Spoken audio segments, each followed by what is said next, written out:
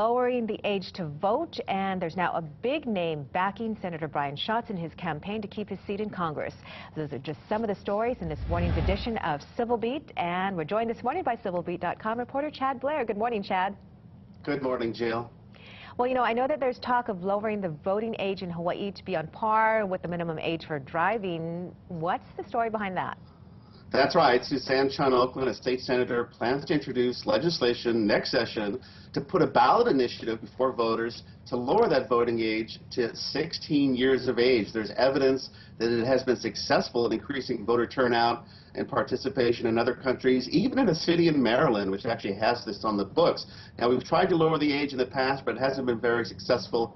But Suzanne Chun Oakland says at least let's have a discussion about getting our youth more involved in politics and government. Right. I think in that city in Maryland, they saw 14%.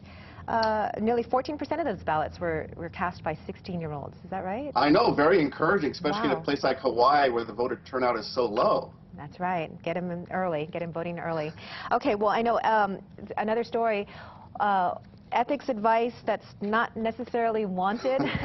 Mayor Kirk Caldwell starting to provide ethics advice to all the city employees, but not going over so well, right? That's right. Nick Ruby has our story on this item. The administration, the Caldwell administration, has sent around a memo to employees saying, look, if you need some advice on conflict of interest or your own conduct on the job, call the Corporation Counsel. Those are the attorneys that work for the administration. Well, that's upset Chuck Totto. He's the executive director of the city's Ethics Commission. He says, you know, this is going to cause a lot of confusion. It's bad public policy. He plans to speak out at an Ethics Commission meeting later today. All right, well, let's talk politics now. Hawaii Senator Brian Schatz now has a pretty big name helping him with his re-election.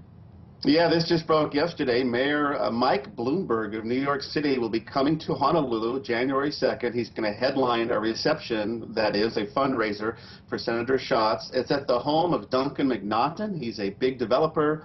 $1,000 a head at his Kahala home. A lot of big names are going to be there locally. Schatz already has a pretty big fundraising lead over Colleen Hanabusa in the race for the U.S. Senate. This is probably only going to help him raise even more money. Oh, probably. Michael Bloomberg.